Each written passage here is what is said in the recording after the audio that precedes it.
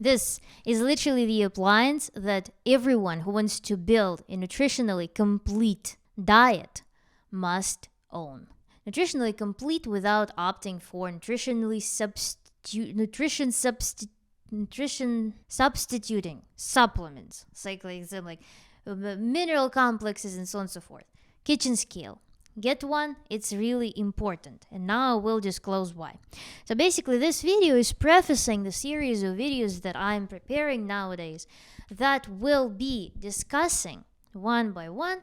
We'll be discussing different most prevalent nutritional deficiencies that are commonplace across the globe. And I want to analyze some hidden reasons for those deficiencies, how they could be prevented, mitigated. Raw foodism. Is it going to be helpful for people in resolving those nutritional deficiencies? Something really hidden. I want to analyze every aspect of that. And please subscribe to my channel to not miss out on that content, and hit notification button. But today I would like to discuss the grand, general picture related to nutritional deficits. In general, when we talk about nutritional deficiencies, without being transparent with yourself primarily about what you're eating, you will never be able to know whether your nutrition is complete or not. And of course, there are some tables, some speculations, what contains what. If you go to some website, some web pages will say that dates are an excellent source of iron. And when we look at the numbers, and numbers are the things that bear the truth. When you look at the numbers, you notice that a serving of dates, which is like an adequate amount of dates you can eat per day, will contain 2-4% of iron.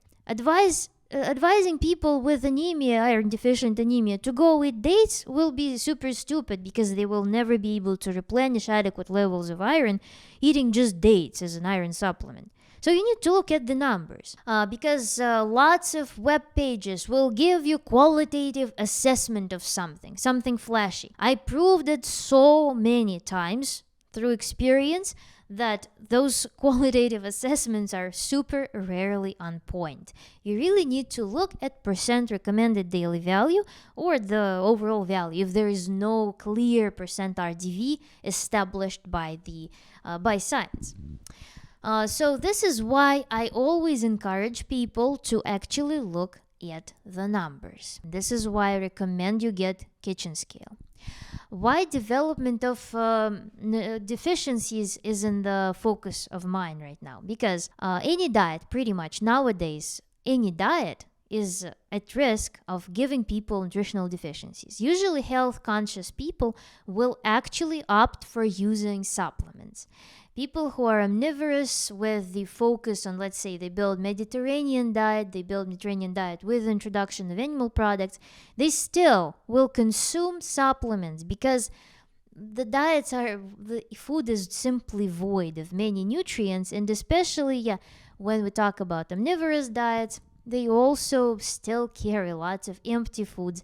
There are lots of interferences between different nutrients that prevent people from healthily and completely absorbing certain essentials from foods. This is why nutritional deficiencies, even in the countries which do not have any problem with getting enough calories, getting enough food, they still exist just because of some higher order processes going on. And if we focus specifically on raw diet, then some people go on raw diet with the intention that, okay, I will just detox, I will lose some weight, and I will move on. And they like this diet, how it feels, because it indeed gives them some extra energy, it makes them lighter, it makes them feel cool and good, they lose weight, they see the results. But for 2 weeks, for 1 month, it's okay to not care what you eat as long as it's raw. If you're looking forward to building some sustainable diet, if you want to make it your lifestyle for some long period of time, for life, then you really need to sit and think what you're doing. Because many raw vegan schools will be very restrictive. There will be some speakers who will be preaching abstinence from greens. There will be speakers who will be preaching abstinence from fats. So essentially leaving people with fruit only. But then when we look at the nutritional profile of fruit, if you only eat fruits and don't eat some functional foods from any other categories of plants, then you're setting up a very good precedent for development of the nutritional deficiencies, especially given the nowadays agricultural standards and what this food actually carries. It can be void of so many minerals and vitamins that would normally be there if we look at some table values from like 1950s, 60s, right? Before the spread of intensive farming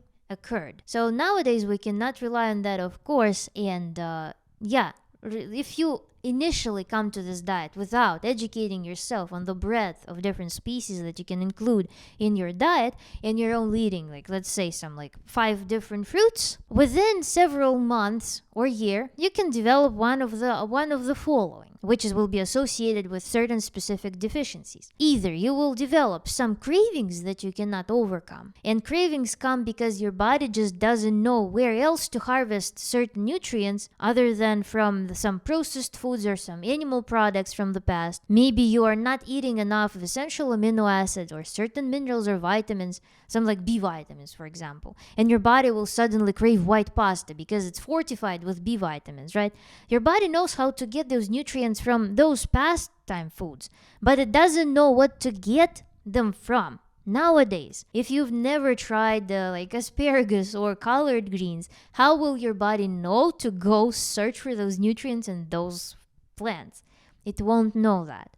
So it will start like craving super strongly some foods from the past. And the level of craving will be so strong that you won't be able to overcome it, especially if you ingrained in your mind that you must remain on some super restricted raw food diet, raw plant diet. Or the other case, you will actually start manifesting some symptoms of nutrient deficiencies, something related to teeth, and teeth will be pretty good representation of what is likely happening to your skeleton as well, because in case of not getting enough minerals, your body will actually start desorbing your own bones. Because minerals participate not just in building your solid tissues, not just building your skeleton and teeth. Minerals participate in so many different functions, and synthesis of different proteins, enzymes, and hormonal synthesis. And of course, we all know that electrolytes, particularly, they also participate in transmitting the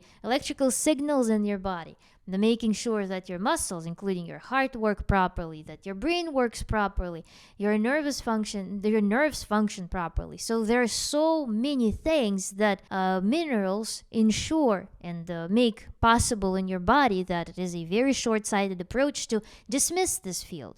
This is why it's so important to sit down and make a table of how many minerals you're getting per day from your foods. Being very, very transparent. For a week, again, make a chart, make a table, and calculate all the minerals. Minerals will be probably one of the most important thing. And then you can calculate vitamins and essential amino acids as well, because those 3 things are probably have most importance. So those 2 things, cravings and actually deficiency symptoms. When you've identified certain voids in your nutrition, what are you going to do? Are you going to opt for supplements? Are you going to opt for foods, dietary sources? Here it is very important to go and research what foods contain which minerals. And again, don't trust the qualitative assessments provided in the articles. You need to actually see the numbers. Articles that will give you lists of foods rich in certain nutrient will be a good starting point. So you can take foods from that list and add them to your chart and see how you can organically incorporate them in your diet. Start it and see the changes that come. Just get the scale and get transparent with yourself, because truth is always liberating. When you bring something to your attention, when you bring something to your conscious field, you start being able to control it. And the moment you start controlling it, you can resolve the problems, you can mold it to suit your best interests. And then the next level process that we will be looking at in this series of videos on deficiencies, is how different foods actually interact with each other and how you can ensure proper absorption and uptake of the nutrients that are carried in the foods. So this is pretty much it. This is pretty much what I wanted to tell you today, and I would like you to consider following me on Instagram, Raw Form of Life, and AF Wonderlander. AF Wonderlander is my art account, art and sewing account. So if you're interested, you can follow me there as well. It will be greatly appreciated. And again, make sure to subscribe to my channel, hit notification button, and leave your comments below, and let's discuss. As always, all important information is found in the description box. Also, like this video. And I will see you next time. Thank you.